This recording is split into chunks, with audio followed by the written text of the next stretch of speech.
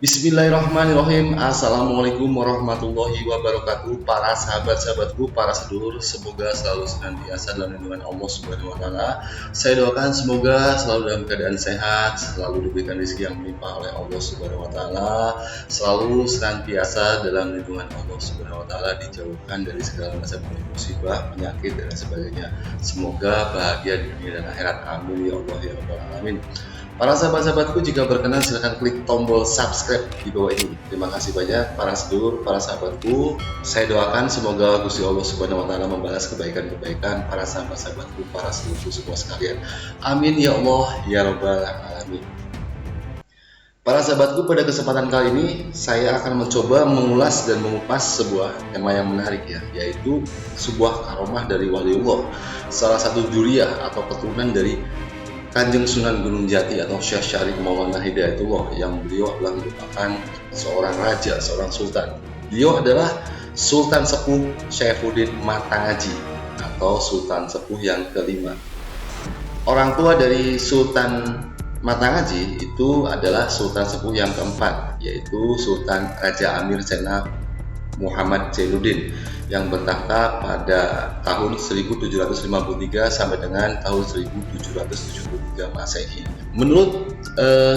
Menurut sejarah Cirebon itu dikisahkan bahwa perjuangan Kesultanan Cirebon itu mulai berjuang melawan pemerintah kolonial Belanda itu dimulai pada era pemerintahan Sultan Sepuh yang keempat, yaitu Sultan Raja Amir Sena Muhammad Zainuddin. Beliau memiliki putra-putra yang nanti kelak akan menjadi seorang pahlawan yang mempertahankan kedaulatan bangsanya dari pemerintah kolonial Belanda. Putranya itu adalah yang bernama Sultan Saifuddin Matangaji. Kemudian Sultan Saifuddin Matangaji memiliki adik yang bernama Pangeran Suryanegara. Keduanya ini itu adalah tokoh pejuang yang tanpa mengenal lelah membela rakyat jelata, mengusir pemerintah kolonial Belanda. Sultan Raja Amir Sena Muhammad Zainuddin itu memulai melakukan pemberontakan melawan pemerintah kolonial Belanda, namun pada saat itu tidak terang-terangan, jadi secara sembunyi-sembunyi dengan melakukan gerilya, dan pada saat itu perjuangan beliau itu tidak diketahui oleh pemerintah Belanda. Sebagai dzurriyyah atau turunan dari Kanjeng Sunan Gunung Jati, maka Sultan Raja Amir Sena Muhammad Zainuddin ini selalu senantiasa memegang teguh risalah Islam, sehingga anak-anaknya ini dibekali dengan ilmu agama Islam. Putranya yang bernama Sultan Matangaji dan juga Pangeran Suryanegara itu sejak kecil itu dipesantrenkan. Sejak kecil sudah dibekali dengan ilmu agama dan dipesantrenkan ke salah satu pesantren yang memang akhirnya dididik dengan baik tentang ilmu agama Islam, dan beliau ini ditempa dari kecil itu sudah mengerti tentang ilmu agama Islam, tentang membaca Al-Quran, tentang hukum fikih, tentang hal-hal hukum syariat Islam dan lain sebagainya. Dan juga ketika saat kecil itu memang sang ayahnya ini bermandat atau berwasiat kepada pesantren yang ia titipkan bahwa anak-anaknya ini jangan diperlakukan khusus, sehingga sang putra atau sang calon raja ini diperlakukan seperti santri biasa, seperti hanya hidup prihatin, hidup jauh dari gelimang kemewahan. Sehingga dari kecil hidup di lingkungan pesantren, Sultan Matangaji dan juga Pangeran Suryanegara ini sudah ditempa dan terbiasa dengan hidup sederhana, sehingga sudah tumbuh dewasa dan memiliki bekal yang sangat cukup, sehingga pada saat wafatnya Sultan Raja Amir Sena Muhammad Zainuddin kemudian digantikan oleh Sultan Matangaji yang pada saat itu menjadi Sultan Sepuh yang kelima atau raja yang memerintah Kesultanan Kasepuhan yang kelima. Sebagai seorang raja, beliau adalah seorang raja yang sangat taat beribadah, seorang raja yang sangat alim dan dicintai oleh rakyatnya. Beliau sangat dekat dengan rakyat dan sangat dicintai oleh rakyat. Seperti halnya kakek buyutnya yaitu Kanjeng Sunan Gunung Jati, maka sifat-sifat kewalian sudah tertera, sudah ada di dalam diri Sultan Matangaji. Beliau orang yang santun, orang yang soleh, orang yang taat beribadah, orang yang senantiasa memegang teguh risalah tauhid dan ajaran yang dibuat oleh Sunan Gunung Jati Cirebon. Kemudian melihat penjajahan Belanda yang semakin bertindak semena-mena, salah satunya itu adalah dengan usaha tanam paksa. Pada saat itu masyarakat itu dipaksa untuk bercocok tanam, untuk menanam keperluan yang dibutuhkan oleh pemerintah kolonial Belanda, dan mereka itu harus menyerahkan upeti, harus menyerahkan hasil tanam paksa itu kepada pemerintah kolonial Belanda dengan target yang tidak rasional. Sehingga pada saat itu kepala desa, guru dan sebagainya itu harus bekerja keras dengan para petani itu untuk memberikan upeti kepada Belanda. Hal tersebut membuat Sultan Matangaji merasa gerah sebagai seorang pemimpin, sebagai seorang yang memang mencintai rakyatnya. Maka Sultan Matangaji tidak rela ketika rakyatnya ini dalam keadaan yang memang menderita. Melihat kondisi pemerintah kolonial Belanda yang memberikan pajak yang begitu besar kepada masyarakat Cirebon pada saat itu, sehingga membuat Sultan Matangaji berupaya untuk mengusir pemerintah kolonial Belanda. Akhirnya beliau mencoba untuk menyusun sebuah kekuatan. Beliau sebagai seorang sultan, sebagai seorang raja itu menginstruksikan kepada para bawahannya untuk membuat pesantren-pesantren. Jadi cikal bakalnya itu dibuat pesantren-pesantren di seluruh wilayah di daerah Cirebon. Kemudian melalui pesantren-pesantren tersebut dididik agama Islam dan juga dididik bela diri, ilmu silat, kanuragan, ilmu hikmah dan lain sebagainya. Selain daripada itu juga Sultan Matangaji membuat tempat untuk menyusun sebuah kekuatan, yaitu mengalihfungsikan Gua Sunyaragi, memugar kembali Gua Sunyaragi yang tadinya itu sebagai tempat untuk peristirahatan raja, tempat untuk menyepinya raja, itu sebagai tempat untuk menyusun sebuah kekuatan. Di sana itu dibuat semacam bunker-bunker atau sistem pertahanan bawah tanah. Kemudian di situ juga tempat tersebut itu yang memang awalnya daerah Sunyaragi itu sekitarnya itu adalah hutan yang sangat lebat yang bernama hutan larangan. Jadi pada saat itu pemerintah kolonial Belanda tidak mengetahui bahwa di dalam Gua Sunyaragi itu di sana telah terkumpulnya pasukan Sultan Matangaji dan juga membuat pusaka-pusaka, senjata dan lain sebagainya untuk mempersiapkan diri melawan pemerintah kolonial Belanda. Kemudian pada suatu hari, akhirnya mata-mata pemerintah kolonial Belanda mengetahui gerak-gerik dari Sultan Matangaji. Akhirnya Sultan Matangaji ini diburu oleh pemerintah kolonial Belanda, dan bahkan pada saat itu Gua Sunyaragi akhirnya dibombardir oleh pemerintah kolonial Belanda. Namun Sultan Matangaji ini memiliki kesaktian dan karomah yang sangat luar biasa. Mungkin hakikatnya karena Gusti Allah, namun beliau memiliki kesaktian yang cukup mumpuni sehingga beberapa kali terjadi penyergapan oleh pemerintah kolonial Belanda. Namun Sultan Matangaji dengan izin Allah SWT akhirnya bisa lolos dari kepungan pemerintah kolonial Belanda, dan bahkan beliau ini memiliki ilmu kesaktian yang kebal dari segala macam bentuk senjata ataupun pelor dari pemerintah kolonial Belanda. Hal tersebut membuat Belanda merasa sangat resah, dan juga keberadaan dari Sultan Matangaji ini mampu menghimpun kekuatan masyarakat untuk bersatu melawan pemerintah kolonial Belanda. Akhirnya perjuangan gerilya yang dilakukan oleh Sultan Matangaji bersama rakyat dan bersama para santrinya itu sudah memicu pertempuran di berbagai sektor di daerah Cirebon. Mereka melakukan pertempuran secara gerilya, tidak karena pada saat itu belum terhimpun kekuatan yang cukup besar untuk menandingi kekuatan pemerintah kolonial Belanda. Namun setiap terjadi pertempuran gerilya itu beberapa kali Sultan Matangaji mampu memenangkan pertempuran tersebut, sehingga membuat banyak pasukan pemerintah kolonial Belanda mengalami kerugian yang sangat besar. Bahkan tercatat menurut sejarah itu pemerintah kolonial Belanda itu mencap Sultan Matangaji itu sebagai sultan yang gila. Artinya gila itu artinya sangat merepotkan pemerintah kolonial Belanda. Dia menjadi sultan tapi kenapa masih mau berjuang dengan rakyatnya. Sultan Matangaji sebagai seorang raja yang jarang tinggal di istana. Beliau senantiasa mengembara bersama pasukannya dan juga mengunjungi rakyat-rakyatnya untuk menghimpun sebuah kekuatan untuk menentang pemerintah kolonial Belanda. Mungkin hampir sama perjuangannya seperti Pangeran Diponegoro.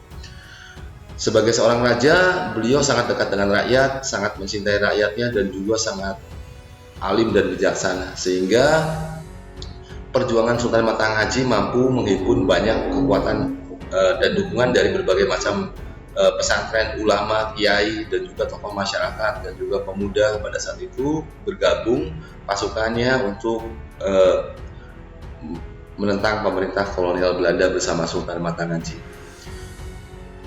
Karena merasa kerepotan, akhirnya seperti biasa Belanda ini memiliki taktik yang dibilang licik ya, karena banyak pahlawan-pahlawan kita di Indonesia tercinta ini yang memang akhirnya bisa ditangkap oleh pemerintah kolonial Belanda dengan cara-cara yang culas. Seperti halnya juga Sultan Matanghaji, karena Sultan Matanghaji beberapa kali ketika dia digempur, dibombardir di Goa Sunyaragi, itu Belanda terkaget-kaget karena begitu digempur ternyata tidak ada orang sama sekali. Konon pada saat itu Belanda menganggap bahwa Sultan Matanghaji dan pasukannya itu bisa menghilang, tetapi akhirnya misteri itu bisa terjawab saat-saat sekarang ini. Ternyata di bawah Gua Sunyaragi itu terdapat lorong-lorong yang dibuat oleh pasukan Sultan Matanghaji yang tembus sampai dengan daerah-daerah tertentu, sehingga pasukan dari Sultan Matanghaji itu bisa masuk ke lorong tersebut dan bisa meloloskan diri. Jadi yang dianggap bisa menghilang itu sebetulnya beliau dan pasukannya itu masuk ke lorong bawah tanah yang sudah dibuat dan tembus ke beberapa desa yang berada di sekitar daerah Cirebon. Bahkan konon itu ada sebuah lorong yang sampai juga ke daerah Kesultanan Kasepuhan. Dan peta untuk pembuatan Gua Sunyaragi ini masih menjadi misteri, dan memang lorong tersebut itu hanya Sultan Matanghaji dan pasukannya yang tahu keberadaannya. Semakin lama bergerilya, akhirnya Belanda merasa dilelahkan ya, merasa sangat lelah dengan perjuangan Sultan Matanghaji ini. Akhirnya Belanda mencoba taktiknya itu yaitu mendekati orang dalam dari Kesultanan Kasepuhan. Bagaimana caranya agar bisa menangkap Sultan Matanghaji? Akhirnya pada saat itu Belanda bekerjasama dengan seorang pengkhianat dari dalam tubuh Kesultanan Kasepuhan, sehingga akhirnya bernegosiasi dengan bermusyawarah berunding dengan pemerintah kolonial Belanda. Dan pada saat itu Sultan Matanghaji terpengaruh karena memang ada seorang pengkhianat yang menurut beberapa sejarawan itu adalah adik iparnya ya. Adik iparnya itu berkhianat bekerjasama dengan pemerintah kolonial Belanda dengan maksud untuk menangkap Sultan Matanghaji. Akhirnya konspirasi yang terjadi dengan cara yang sangat licik sehingga pasukan Sultan Matanghaji itu bisa ditangkap. Pada saat hendak berunding, seperti biasa Belanda melakukan cara-cara yang culas sehingga melakukan penangkapan. Beberapa banyak dari pasukan Sultan Matanghaji yang berguguran pada saat itu. Namun ada hal yang menarik dan memang sebuah hal yang luar biasa yang membuat pasukan Belanda merasa tercengang. Karena bagaimana tidak, ketika menangkap Sultan Matanghaji, ternyata Sultan Matanghaji tidak bisa dilukai sedikit. Dengan pelornya itu tidak bisa melukai tubuhnya, bahkan tubuhnya itu begitu kebal. Ini mungkin karamah dari Allah SWT kepada seorang waliullah, seorang dzurriyyah, seorang keturunan dari Sunan Gunung Jati yang memang mensiarkan agama Islam, melanjutkan syiar dakwah kakek buyutnya ya, untuk mensiarkan dakwah Islam. Matanghaji sendiri itu nama Matanghaji sendiri itu adalah gelar karena dari kata matang aji. Jadi matang aji itu berarti mengaji dengan baik, mengaji benar-benar matang. Seorang santri yang mengaji itu bukan hanya sekedar kita mengucapkan lisan, tetapi juga memaknai arti-artinya dan juga mempraktekannya dalam kehidupan sehari-hari. Inilah filosofis kenapa diberikannya gelar Sultan Matanghaji. Beliau ini seorang ulama yang sangat taat beribadah, yang sangat soleh. Akhirnya begitu ditangkap, kemudian pasukannya banyak berguguran, namun Sultan Matanghaji sulit untuk dieksekusi pada saat itu karena beliau memiliki ilmu yang sangat tebal, sehingga akhirnya Belanda mencoba untuk menangkap dan mengurung Sultan Matanghaji. Akhirnya dicari tahulah kelemahan dari Sultan Matanghaji. Belanda yang memang sudah berkomplot dengan orang dalam, abdi dalam dari Kesultanan Kasepuhan ini bertanya, apa kelemahan dari ilmu kebal yang dimiliki oleh Sultan Matanghaji, karena berbagai macam bentuk senjata itu tidak bisa melukai tubuh beliau. Tubuh beliau itu bagaikan batu yang begitu keras yang tidak bisa untuk dilukai sedikit pun. Maka akhirnya pengkhianatan pun terjadi. Adik ipar, konon diceritakan bahwa adik ipar dari Sultan Matanghaji itu memberitahu bahwa kelemahan Sultan Matanghaji itu di pusaka dia sendiri, yaitu sebuah pusaka yang memang diwariskan dari kakek buyutnya ya. Ada juga versi yang mengatakan pusaka itu adalah pisau pangot pangurat. Jadi pangot pangurat itu adalah sebuah pisau yang memang senjata pusaka yang diberikan oleh Nabi Allah Khidir alaihissalam pada saat itu kepada Kanjeng Sunan Kalijaga, yang digunakan untuk membuat wayang. Jadi pisau pangot pangurat ini itu adalah pisau yang diberikan oleh Nabi Allah Khidir alaihissalam konon itu kepada Kanjeng Sunan Kalijaga untuk membuat semacam pewayangan. Kemudian pusaka tersebut itu dipersembahkan kepada Sunan Gunung Jati. Kemudian konon dari Sunan Gunung Jati itu diwariskan kepada anak keturunannya sampai dengan kepada Sultan Matanghaji. Jadi pusaka tersebut yang bisa melukai atau bisa membuat wafat Sultan Matanghaji. Maka ketika sudah ditangkap, akhirnya tahu kelemahannya di situ, kemudian dirampaslah, diambillah pisau pangot pangurat tersebut. Pengkhianat bangsa ini, oleh pengkhianat ini itu diambillah pisau tersebut, pusaka tersebut, kemudian dengan pusaka tersebut kemudian itu dihujamkan ke tubuh Sultan Matanghaji. Itu pada saat itu beliau wafat di belakang keraton di pintu Purkawi, di belakang keraton Kasepuhan. Beliau gugur sebagai seorang syuhada yang mempertahankan ajaran agama Islam, yang mencoba untuk berjihad mengusir pemerintah kolonial Belanda dari tanah Caruban, tanah Cirebon. Beliau gugur pada saat itu karena pengkhianatan dari kerabatnya atau dari orang dalam Kasepuhan sendiri.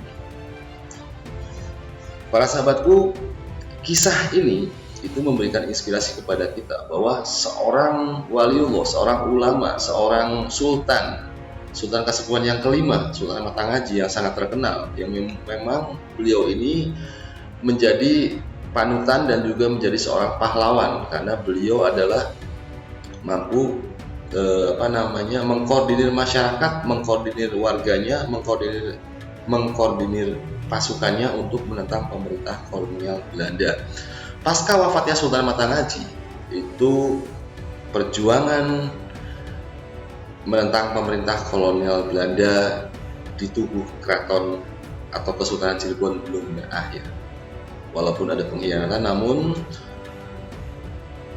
akhirnya diteruskan oleh adik dari Sultan Matanghaji yang bernama Pangeran Suryanegara. Pangeran Suryanegara begitu tahu kakaknya wafat, akhirnya beliau pergi dari Kesultanan Kasepuhan. Kemudian beliau bersama dengan Ki Bagus Rangin, kemudian teman-temannya pada saat nyantri ya, ada Sultan Raja Kanoman dan sebagainya, itu bergabung.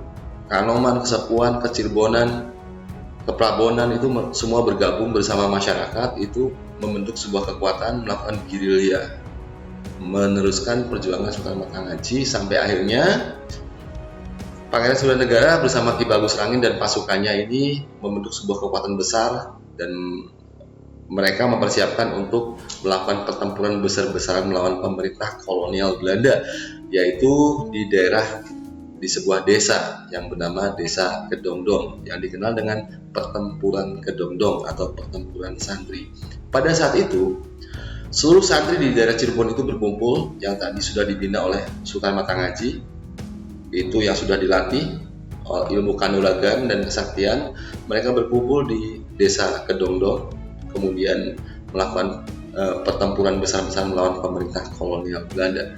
Pada saat itu, pemerintah kolonial Belanda menghadapi sebuah kekuatan yang cukup besar, sehingga pemerintah kolonial Belanda mengalami kerugian yang cukup besar dari pertempuran tersebut, dari perlawanan yang dilakukan oleh para pangeran, para sultan, para anak cucu dari Sunan Gunung Jati yang berada di Kesultanan Cirebon.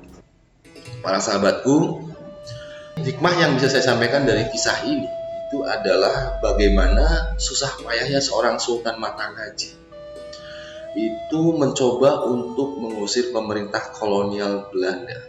Walaupun beliau sudah menjadi seorang sultan, beliau sudah menjadi seorang raja, beliau sudah hidup enak, sudah mendapatkan jabatan sebagai seorang sultan, tetapi kenapa beliau lebih memilih terjun bersama masyarakat, bersama rakyatnya, itu keluar dari Kesultanan Kasepuhan. Beliau lebih banyak di luar, beliau lebih banyak di hutan, beliau masuk keluar hutan untuk melakukan gerilya menentang pemerintah kolonial Belanda. Ini adalah sebuah jiwa yang mulia. Bagaimana tidak egoisnya seorang sultan, bagaimana seorang pemimpin itu sangat mencintai rakyatnya. Hal ini itu semoga bisa menjadi suri tauladan bagi para pemimpin di zaman sekarang. Itu bagaimana sikap Sultan Matangaji yang sangat mencintai rakyatnya, bagaimana seorang pemimpin yang tidak egois memikirkan kepentingan dia sendiri, yang juga memikirkan kepentingan dan nasib rakyatnya, seperti Sultan Matangaji, Sultan dari Kasepuhan yang kelima ini. Semoga orang-orang seperti Sultan Matangaji akan semakin banyak bermunculan di negeri Indonesia tercinta ini. Semoga Allah SWT memberikan kemudahan-kemudahan kepada orang-orang yang berniat baik, kepada seorang pemimpin yang adil, arif, dan bijaksana. Mungkin demikian saja ulasan yang bisa saya sampaikan pada kesempatan kali ini. Akhirul kalam, wabillahi taufiq wal hidayah. Wassalamualaikum warahmatullahi wabarakatuh.